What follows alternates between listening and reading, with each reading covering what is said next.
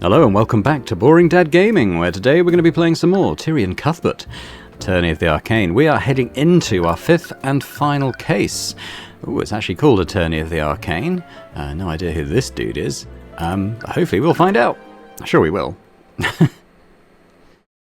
I'm interested to see if it kind of ties everything together or if it leaves something open for a sequel. I hope there will be a sequel because I've enjoyed this so far.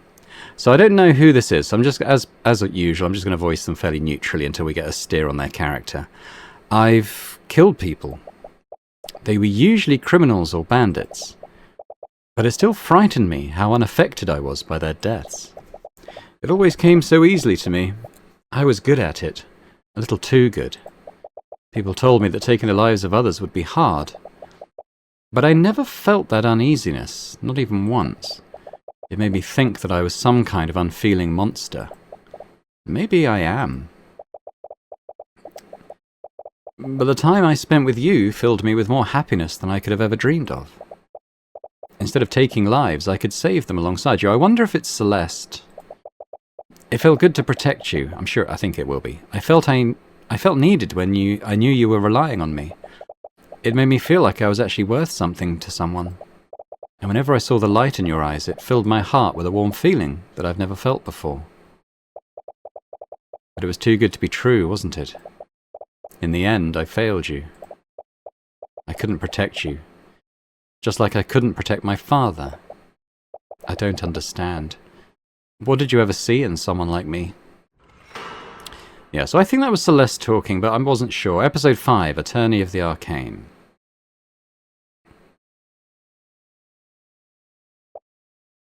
Tyrion? You still haven't gotten out of bed yet. It's almost noon. Oh, I think I just wanted to rest today.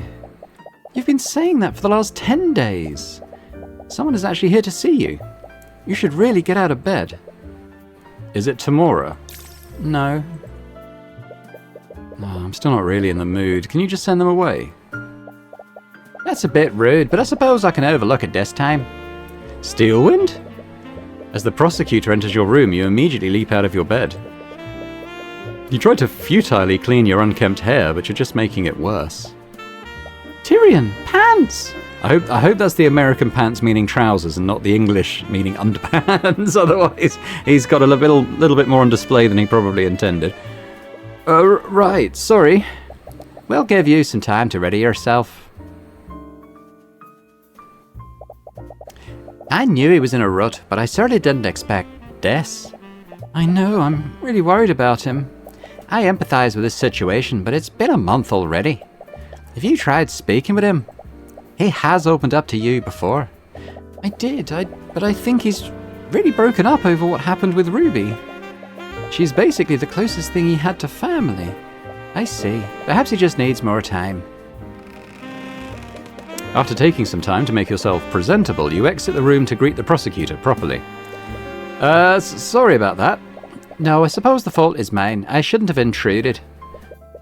Anyway, what brings you here? Are you doing well, Mr. Cuthbert? You seem, I'm fine. Of course. Oh dear. I just couldn't help but notice your absence. You haven't taken any of the clients in since Beatrice's trial. I'm gonna be honest. I'm not even sure if I want to be a defense attorney anymore. What? I've spent my whole life training to be one. But I was only doing it because someone else told me to. Did you not enjoy it? You are very skilled at it. I don't know. I've been trying to take some time to think about everything, but you still haven't found any answers. Have you considered becoming a prosecutor? Your time as my stand-in made it clear that you had the ability to. A prosecutor? You would have never even considered that a year ago. But you understand now there are criminals who need to be brought to justice. And despite how difficult she is to face, Steelwind never engages in outright corruption like the other prosecutors of the Crown. If you follow her example, you could fight injustice that way. But even if you did that, you'd just be following someone else's footsteps, just like before. I'll think about it. Please do. At this point, I could use all the help I can find. Have your injuries been healing well? Yes, Nightgrave's skill in necromancy is quite remarkable. I'm glad I introduced him to House Asclepius. Asclepius. House Asclepius specializes in the study of necromancy. Asclepius being a famous Greek medic.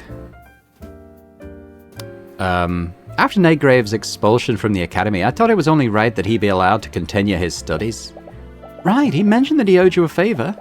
It was only logical. It would be a waste to let someone of his talent fade into obscurity. You're glad Wallace was able to continue his studies. He clearly wants to use his talents to better society. He's definitely in a better place than you are right now. Even so, should you still be moving around like this? You should take some time off to recover. As much as I would like to, there's been a recent uptick in cases of mage blight lately. Mage blight? You recall hearing about that many times. If a mage exceeds their stamina by overusing their magic, it starts to affect their mind and sends them into a violent frenzy. To make matters worse, the nobility has been trying to suppress information about these incidents. Right, it's not a good look whenever a mage goes on a murderous rampage. I was actually surprised to I was actually surprised to see you here, Staylist. Well, I can't just leave him alone anymore. He ticked off a criminal overlord. They're definitely going to send someone after him, and he can't really take care of himself right now. Celeste, your thoughts are leaking. Hey, get out of my head! What? It's nothing. I am surprised, though. Not many people slight the Eye Taker and live. He's known for taking swift retaliation against his enemies. We're hoping he's laying low after his plan with Beatrice fell through. That does match with the reports I've read. Supposedly he's been absent from many of his enterprises. Either way, you're not remember he died at the end of the last episode. Either way, you're not looking forward to dealing with him. It's bad enough that you're already on the nobility's bad side. Either way, Tyrion, Ruby sent another letter. Do you want to put it with the rest? Right. Have you spoken to her since the trial? I see. Now that does explain her recent mood. Right, you two probably see each other a lot. I've prosecuted a few of her clients recently, but it's clear she's not nearly as threatening as before. Could we talk about something else? Of course, my apologies. Oh, the tea's ready. Oh, thank you. Some tea sounds lovely right now. Right, I was totally making it for you guys. Busted. She walks to the cabinet in your kitchen and she takes out 2 more cups. You guys better enjoy this. These are my last bags of... Whoa! As she walks over to you, she slips on a scroll case that you left on the floor. She regains her balance, but the teacups slip out of her hands. The boiling liquid is airborne and is heading right towards your face. Fig aqua! Celeste reacts immediately and points her index finger at the tea. Her magic takes hold and the tea freezes just inches from your face. She breathes a sigh of relief as she brings the tea back into their cups. You really need to clean this place. I'm your bodyguard, not your maid. Right, sorry about that. That was shaped liquid, wasn't it? Yeah. Okay, so while concentrating on this spell, the caster can magically manipulate up to 10 litres of liquid and form it into complex shapes. So anytime the caster can... So this is from the first case. This was how the murder of her father took place. Oh, I never expected you to. I know, but it's just too convenient not to have. She's really opened her mind about learning new spells. You remember when you first met her? Back then, she only knew how to cast Mage Blade. She hated magic back then. You never imagined how diverse her repertoire would become. Another visitor? I'm already up, I'll check it. Well, whoever they are, I'm not giving up any more of my lotus tea. You open the door and don't see anyone, but there's a letter in your mailbox. You take a closer look at the envelope. It's sealed with candle wax. There's a crest on it. It's the insignia of House Pierce. That's so House Pierce, moving back to the first case, it was Garrick Pierce was the killer in the first case. You quickly open the letter and read it. Despite supposedly being written by a noble, the paper has been torn in half, but the message is clear. This is Garrick Pierce. I hope you understand. I would never have contacted you unless I had no other choice. I know the truth behind McCoy's true parentage, and I'm aware of how vital this information is to you. As you know, my execution is scheduled for next month, and I'm running out of time. I want to trade this information with you. In exchange, you will grant me my freedom. Meet me in the private prayer room within the Grand Cathedral of the Scaled Lord at 2 p.m. You will save me from my fate, or else. What? So we did read all that. Paper was torn in the middle, interestingly. So this could be a threat, this or else, or it could be the beginning of another sentence, or else I'm sorry for what I did, or something like that, you know? You never know. It may not be what it seems to be. If he thinks for a second that we'd even think of helping him. Well, I know how you feel, but aren't these the answers you've been looking for? I don't care, we're not going to help him. Well, that was never an option, but there's clearly more to this. I agree. How was he able to find out in the first place? The truth is, Celeste, I've also been looking into your parentage. What? Why didn't you say anything? Well, I'm sorry, but I didn't want to raise your hopes. And I was apparently right to do so. I couldn't find any information regarding your birth. So if you couldn't find anything... so if you couldn't find anything, how was Pierce able to? House Pierce is low in the political hierarchy. He doesn't have access to the resources I do. He does own the land the McCoy Tavern is on. But frankly, this whole situation is quite suspect. And why would he ask for my help? I was the one who indicted him in the first place. Even if I did agree to help him, it would be nearly impossible for me to get him an acquittal. He must be desperate. His execution is scheduled for next month after all. It's possible that he reached out to Tamora as well. Still, I can't believe he'd set up a meeting at the Grand Cathedral today of all days. Why? What's happening there? I'm sorry, but it's not my place to tell you. Arya, can I talk with Tyrion alone for a minute? Of course, I'm sure you have much to discuss. I actually also have business at the cathedral today. I can't believe he'd use that as an opportunity. Is she getting married today, I wonder? I'll be taking my leave. I'm sorry, I'm sure this is just bringing up bad memories. Oh, sorry, this is me. I'm sure this is just bringing up bad memories for you. We should meet with him. What? We're not going to help him, obviously, but I had an idea. He's probably really scared of his execution, right? And he's desperate enough to ask you for help. Oh, I suppose that's true. So, think about how stressed he'd be if you showed up and refused to help him. I could use the Eye of Horus on him. We can get the info we need without having to give him anything. But are you really okay with this? You'll have to see him again. Yeah, I'll manage. And it'll be worth it if we can finally get the answers I'm looking for. You've already gotten our hopes up, but there's no guarantee that he actually knows the truth. He could just be bluffing to get you to help him. But if he does know, you can't just ignore this. You need to verify his claims yourself.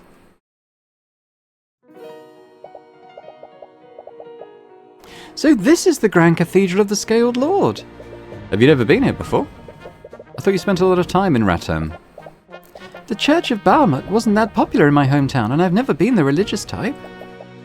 What about you? Well, it never really caught on with me. And apparently my roots are more celestial than draconic. Yeah, I guess that makes sense. He certainly has the looks for it. Your thoughts are leaking again. Can you stop? I can't exactly turn it off, you know. Do those mental exercises I taught you. As you approach the Grand Cathedral, you see a large blockade guarded by legions of the Kingsguard. Oh, it's closed off. Is there some kind of event going on? You recall Steelwind mentioning that she was heading there as well. The nobility must be using the cathedral grounds for something. Might explain why Pierce wanted to meet you here. It's probably secluded from prying eyes today. Tyrion Cuthbert. As you approach the blockade, one of the knights notices you. He glances at you and Celeste. We've been expecting you. I see. You exchange glances with Celeste, but you both enter the cathedral grounds. The main building is massive, yet mostly empty. You only see a few people within, and most of them are quite familiar. You spot Leif and Miriam as you head further into the room. They both avoid eye contact with you, but it doesn't seem to be purely out of resentment. As soon as they reach you, they move their conversation elsewhere. It's clear they still have mixed feelings about how you convicted their sister. In another corner of the room, you spot Lloyd von Sanctus speaking with another individual. Oh. She seems to be someone of equal social standing. You feel like you've seen her somewhere before, but you can't quite remember where. As soon as you enter the room, von Sanctus flashes a quick look of disdain at you. You see him slowly move his conversation out of the room as well. And finally, you see Lucio Steelwind speaking with his daughter, along with the two princes. They seem to be speaking with another individual that you haven't met before. Yeah, who's this guy? When he notices you, his gaze narrows, and he stares at the two of you warily. Is it the king? Asta especially seems surprised to see you here. He and Lucio ask the prosecutor something, but you can't quite hear their conversation. When she responds, Asta raises his eyebrows and Lucio's expression darkens. What's going on here? This is a little awkward. Yeah. Well, we have some time before our meeting with Pierce. You want to do some sightseeing? Oh, are you asking me out? I mean, we are literally already out. Sure, why not? I picked up this map from the entrance. We can use it to navigate through the area. Okie doke. I'm also a little interested in what all these nobles are doing here. It is strange. Perhaps someone can tell you more. Okay. Alright, well let's, oh. Should I... Why couldn't I check the map? Rows upon rows of seats for worshippers to sit at. Full capacity, this room could probably host thousands of people at a time. Let's take magic. Arcane. Nothing here. I think I saw Arya over there. We should go say hi. As you approach the group, the Grand General and the unnamed noble stare at the two of you. Hello? The nobleman looks at you and then at Celeste. He silently scans the two of you. It's as if he's trying to read something. He then walks away without a word. Rude? At this point, I'm kind of used to it. Mr. Cuthbert and Miss McCoy, I'm surprised to see you here. But I thought you were the one who invited them. I'm sad to say that I didn't, although I am happy to see you two nonetheless. What brings you to the Grand Cathedral today? We were actually invited by another noble. We've got a meeting with him. What? None of the people here are allowed to invite guests. Why didn't the guards stop you? Oh, they said they were expecting us. Hey, what? It was Lord Pierce who invited them. Pierce, that little... And I think I granted his request for a temporary release. Well, I'm sure he meant no disrespect by it. He probably had his reasons. How can you say that? This is the day of your... He stops himself mid-sentence and clears his throat. Make no mistake, even if he is a dead man, I will have words with him about this. I must talk to Asta then. I have to ask, why are all these nobles gathered here? You've taken over the entire Grand Cathedral. As you ask that question, everyone seems to tense up. The prosecutor awkwardly looks at the two princes. Prince Alaric avoids eye contact with everyone and just stares at the ground. I'm sorry, but I'm not at liberty to tell you that. It's a matter of public safety. Well, probably not a wedding then. Or is it? I don't know. Feels like one, but weirdly also not. I see. It's a little strange, but you can read the room. Prying isn't the best thing to do right now. You said that Lord Pierce invited you here. For what reason? Well, I can't really tell you that. You will tell us if it poses a threat to the nobles in attendance. Please, Lord Steelwind, there's no need for that. Mr. Cuthbert would never do anything to put anyone's life in danger. As you wish, your Majesty. Is this the reason why Pierce asked for temporary release? Interesting. So Pierce was temporarily released to attend whatever this is. He could have met with you in his cell, but perhaps he wanted to be away from prying eyes.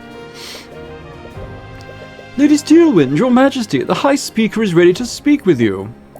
Oh, wonderful. I've been looking forward to this all day.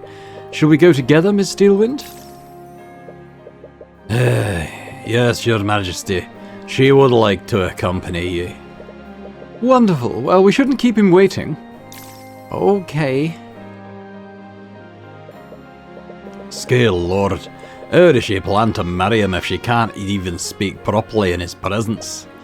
Honestly, I also have something important to do. Good day to you, commoners. He's going towards the washrooms. I'll be taking my leave as well, but make no mistake. My men will be keeping an eye on you two. Everyone's left the room now. Perhaps you should move somewhere else. Yeah, fair point. Common room, okay. It's got to be a wedding. It has to be, right? What are you doing here? Did you follow us? Not intentionally. Trust me, you're the last person we wanted to see today. Hush now. Is she going to be a main character? Should I give her a proper accent. Alright, she's going to be Scouse. Hush now, Von Sanctus. If they're here by chance, it's because the cosmic balance wills it so. Not this again. Sorry, I don't think we've met. I'm Coraline Sybil, Lady the House of Sybil. So this is the head of the fourth pillar family. She's not quite what you were expecting. Between her, Lucio, Lloyd and William, she definitely seems the most agreeable. For better or worse, you've gotten to know the other pillar families decently well. It might benefit you to learn more about her. Yeah, fair point. So you're the leader of House Sybil. What does your family do exactly? How are you this ignorant? Each of the four pillars, as you commoners call them, control different branches of the kingdom's government. House Steelwind oversees national defence and law enforcement. House Freyger oversees economic development and finances. House Von Sanctus handles commerce, both local and international. And finally, there's House Sybil. We handle the kingdom's legislative and judicial branches. Well, that would also mean you're responsible for our kingdom's justice system. That's correct. Oh, wonderful. Here we go.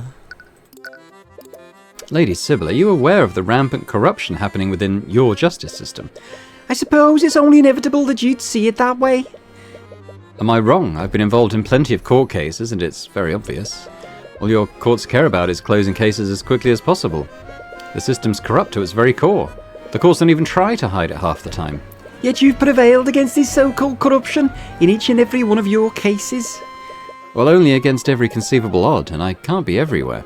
Do you have any idea how many commoners are falsely convicted every day? If they're convicted under my system, it's only because the cosmic balance deems it so. What are you even talking about? The cosmic balance is the natural order of things. Under it, the guilty are punished, while the innocent are protected. And yet, when a noble commits a crime, they only need to waive their influence to escape any consequences. All while their victims are forced to suffer in silence. Or worse, an innocent commoner is framed for the crime. But regardless of your personal feelings, our kingdom needs the nobility to govern the people. If they were held to the same standards as commoners, our society would surely collapse. You take back what you said about her being the most agreeable of the four pillars. So you think nobles like Pierce and Von Sanctus should just be allowed to get away with murder? Are you still sore about that? I'm sure you realized it by now. I'm more than paid for what happened with Jason Wynn. His name was Justin Way. And if you were truly paying for your crimes, you'd be in prison right now. Von Sanctus made a mistake, but removing him from his position would only create more suffering. Our government is barely recovering from the death of William Freyger. We think our can't suffer the loss of another house leader this close to that. The way I see it, I think you nobles overstate your importance in our lives. We'd probably be fine without you. And I suppose you commoners are capable of coordinating macroeconomic initiatives, or even saying it properly. And I suppose you're also capable of engaging in diplomacy with the other nations. Face it, as much as you are loath to admit it, ours is a symbiotic relationship. More like a parasitic relationship. So what, the common folk should just continue to suffer for the good of our nation? Lady Sybil, the people of the kingdom you claim to be protecting are suffering because of your inaction. My inaction? You place the blame on me, but what have you done? You were once a champion of your so-called justice, but you stopped your work as defence attorney. How many lives could you have saved in the month that you spent on vacation? It's not his responsibility to solve your mess. You have no idea how much he suffered trying to do the right thing. Celeste?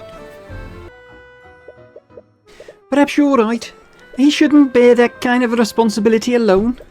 But every commoner has the ability to learn and practice law as you do, Mr. Cuthbert. So why are you the few commoners that... So why are you one... What? So why are you... Oh, I think it's missing a word. So why are you one of the few commoners that do so? From what I've heard, you're one of the few people who defend mages of the common folk. Every other attorney wouldn't even consider taking them as clients. Perhaps the problem lies in the common folk then. They're fully capable of rising to defend the so-called innocent, yet they do nothing. Never mind, this was clearly a mistake. Let's go to Celeste. Yeah. Finally, thanks the scared lord. You okay? Yeah, I guess I should have expected that. But I never expected someone with so much power to be so out of touch with reality. Come on, let's go somewhere else. We still have some time before the meeting. Alright. Yeah, we're done here. So it's moved... Oh, hello. Yeah, the garden. What's going on there? You find yourself in the Grand Cathedral's garden and stumble upon a strange statue. Wow, that's a little out of place. What even is it? Well, if my memory is correct, it's a Pegasus. Oh, Striker. Hello, friends. As you inspect the contemporary piece of artwork, you're startled by a familiar voice. And it looks like she's not alone either. Along with Eris, she seems to be accompanied by both of her sisters. Beatrice, aren't you supposed to be dead? Sorry, I wasn't trying to say. No, it's perfectly understandable. You of all people know what was on my blood contract, but it appears the Lady of Discord isn't going to kill me just yet. So that was altered. She said use her just yet. Do you really have to do that? What? Never mind. Hee hee. Right. It's a little awkward speaking to the Frege sisters after everything that's happened, but they don't seem hostile. And all things considered, you prefer their company over Sybil's. Although, you're still not sure how you feel about speaking with a murderer, especially one that you indicted. But Beatrice clearly knows more about demons and their kind than you do. You wonder if she knows anything about the Heavensborn. So, you seem to be doing well, all things considered. You mean how a demon now has ownership of my soul? Yeah, that. How can you be so calm about this? I must agree with Miriam, it's a little unnerving how nonchalantly you're treating this. I suppose it's the knowledge that everything is out of my hands now. There's something peaceful about it. That's certainly a positive way to look at it. You know, my offer still stands. I can try to help you. At the risk of your own life. Which part of the contract would you dispute anyway? You recall reading her blood contract in the courtroom that day. There was very little room for interpretation. It was airtight. The demon I signed that contract with was very meticulous about the details. I've spent the last 5 years looking for any possible loopholes, but I didn't find anything substantial I could use. I don't even think disputing it is possible. I'm sorry. Don't be. You defeated me. I won't suffer your pity. I feel like we always end up randomly meeting like this, Eris. What brings you here? I requested to accompany Beatrice to this event. After all, I don't have many opportunities to enter a church like this. I can imagine. By the way, is your father still... Oh, if you're worried about him, we've already had a conversation about you. I don't think he'll be accosting you anytime soon. Oh, thank you. That seems too good to be true. How'd you pull something like that off? He may look like a hardened criminal, but he's always had a soft spot for his family. He also owed me, and I have a way of making people see things my way. She's right about that. Marinath. Wait, if you're here, does that mean Marinath is also... Oh, heavens no. There's no way they let me bring him here of all places. I left him at the entrance with the Kingsguard. If he tries to escape, that knight over there is ordered to kill me. She points to a knight that's silently watching the sisters from afar. You're surprisingly calm about this. Please, I regularly deal with demons. This is nothing in comparison to that. You really haven't changed. I suppose not. Wait, does that mean you can't see right now? How did you know which statue I was looking at? It was a lucky guess. That grotesque statue certainly makes an impression on you. Oh, Marinath just spoke with me. He wanted me to let you know that he can smell your celestial stink from the entrance. Love you too, Marinath. Oh, wow. I probably shouldn't repeat his response to that. By the way, you seem to know a lot more about these things than I do. What exactly is a Heavensborn? What? Did you seriously not know? But you know how to issue a divine edict. That's a very advanced technique. It sort of, came to me in the moment. What? Anyway, I'm quite surprised that you don't know about your lineage. Perhaps my mother knew, but I lost her when I was really young. I see. You have my condolences. But to answer your question, a Heavensborn is a human whose bloodline has been touched by the gods. Gods? You mean like the Scaled Lord? No, I'm speaking of the actual gods. Beatrice, you can't say that here. Oh, come off it. What's the church going to do? Arrest me? Anyway, your blood has been touched by the celestials of the upper planes. Much like my soul is bound to the abyssal hells, your soul is consecrated and tied to the heavens. The heavens? Is that why you're able to use the Eye of Horus? Is it some kind of angelic power? Make no mistake, though. If you find yourself under the wrong circumstances, even you can be sent to hell. The Church of Bahamut is prominent in Wivengard, but this is the first time I've heard of the Celestial Gods. Ah, that makes sense. It's probably because of Wivengard's bloody history with the theocracy of Lumina. The theocracy? Aren't they the nation northeast of us? Yes, the Luminites worship the celestial gods, while our people worship the ancient dragons. A few decades ago, our nation was locked in a bit of war with the Luminites. Even now, the Crown sees the celestial religions as a possible threat to our draconic culture. The Church has done its best to wipe out any religions that worship the Celestials. I see. But if your bloodline is blessed by the Celestials, does that mean that our kids will also be Heavensborn? What? I suppose so. I think my mother was also a... Wait, what did you just say? Your kids! I asked if your kids will be Heavensborn. I don't think she... Oh, I must have misheard you then. Wow. If only you were always this easy to lie to. Anyway, I'm a little curious about the theocracy of Lumina. If they worship Celestials there, would I find other Heavensborn there? Heavensborn aren't that common there either. Frankly, I'm surprised there's even one Heavensborn living in Wivengard. How did your bloodline even find its way here? I suppose I don't really know. My mother never told me much about our ancestry.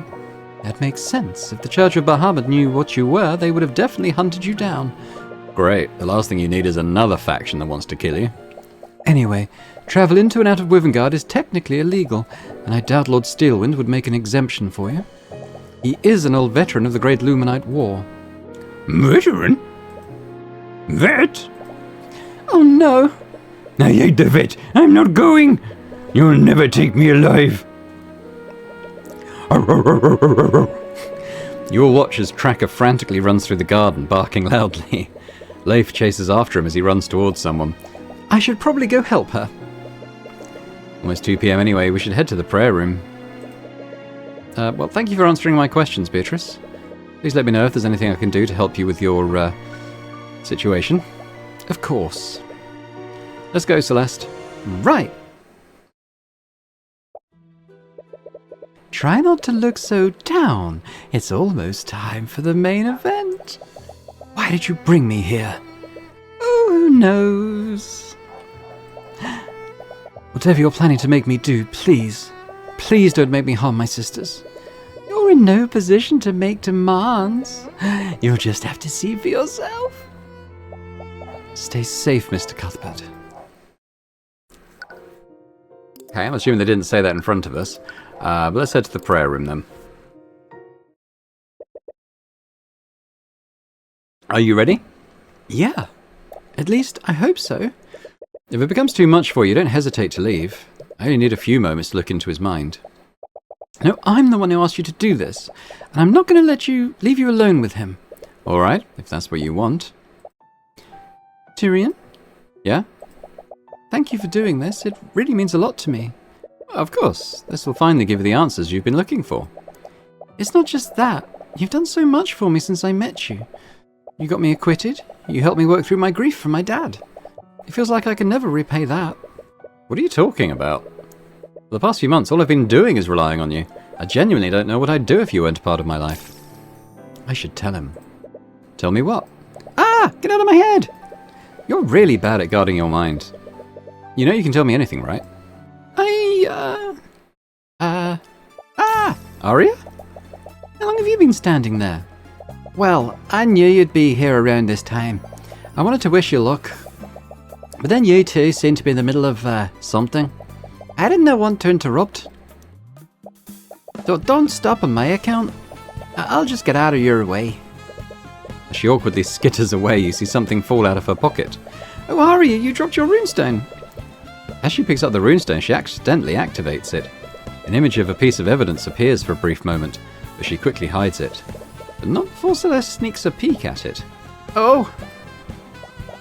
Oh, I see. Celeste, don't invade her privacy like that. Don't be like that, I'm really happy for you. Thank you. Good luck. A part of you really wants to know what she saw, but one of you has to exercise some self-restraint. Anyway, let's go meet with him. Yeah, let's do this. I can tell him after. Ah, you've finally arrived. I suppose this means that you've finally decided. Wait, you two? We got your letter. Letter? What letter?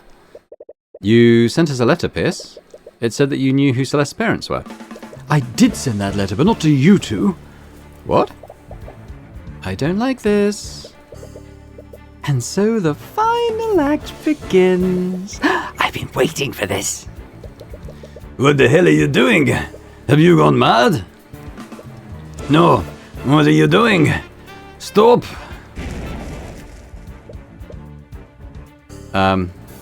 Lady Steelwind? What are you? Is this also the will of the cosmic balance? Come on, just tell us the truth, Pierce. You were the last person I would give this information to. He's getting more and more stressed. Just a little more and you'll... As you interrogate him, you suddenly hear a loud crash outside the room. What was that? I'm going to take a look and see what's going on. What? You're just going to leave us here? He's right, we don't know what's going on. We should stay together. Don't worry, there were 2 guards outside and they're from the King's Guard. We'll be fine. Well, that's not what I'm worried about, but I'll trust your judgment. What? It's been almost 10 minutes since Celeste went to investigate the noise. Pierce seems extremely on edge. He's sitting at one of the tables and impatiently tapping its surface with his finger. So, you never intended to send that letter to me. Who did you send it to then? Oh, as if I would ever tell you that. Luckily for you, he should have accumulated enough stress by now. What? Why are you looking at me like that? Even if I wasn't the intended recipient, you said that you knew who Celeste's biological parents are. Who are they? Are you seriously focused on that right now? It's far too important, it's my only bargaining chip. Answer the question, Pierce. What was that? Somnia. What? What's this? A blue luminous vapor enters the room. As soon as it makes contact with you, you feel extremely fatigued. Damn it, it's a sleep spell. Okay. Read that later. I miscalculated. No, if they got in here, that means... Celeste. You try your hardest to stay conscious, but the spell is too powerful. You feel your body slowly dropping to the ground. No. Beatrice? Beatrice's actions. You saw Beatrice Frieger as you were losing consciousness. You only saw her for a brief moment, so it could have been an illusion. Regardless, that means she somehow entered the prayer room at 2:30 p.m. Yeah. I'll start up there, I suppose.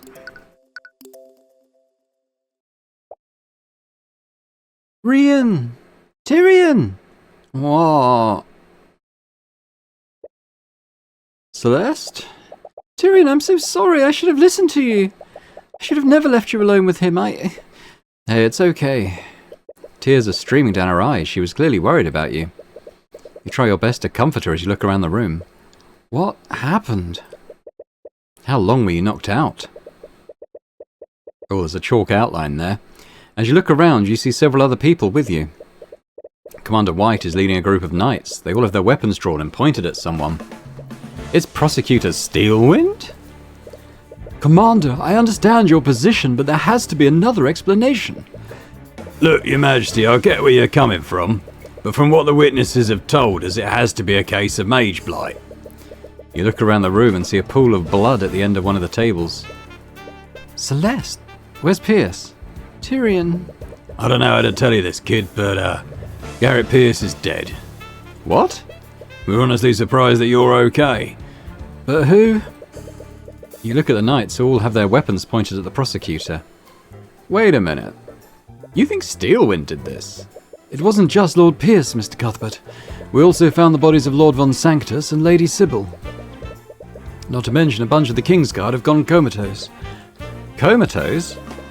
I don't want to believe it, but several people saw Steelwind acting off at the scenes of each of the murders. We also found her unconscious here, and Pierce's body was lying next to her. No, it wasn't her. I saw Beatrice before I passed out. She was the one that knocked us out. Beatrice? What the hell is going on? Commander White, you need to put me in a holding cell. It needs to be one with an anti-magic field. What? I'm a danger to everyone here. We need to go now. What are you talking about? Now is not the time. Do it, Commander. Right. You watch as the Inquisition arrests Steelwind and escort her out of the room. Damn it, what happened? I know you have many questions, Mr. Cuthbert, but we should make sure that you're okay. Yeah, there's a necromancer in the nave. They have a point. You have no idea what happened while you were asleep. You follow their suggestion, but not before making a note of the current time. It's 3:12 p.m.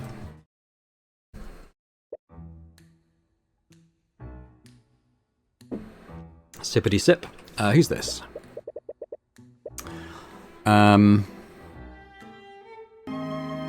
Nothing seems to be out of the ordinary, except...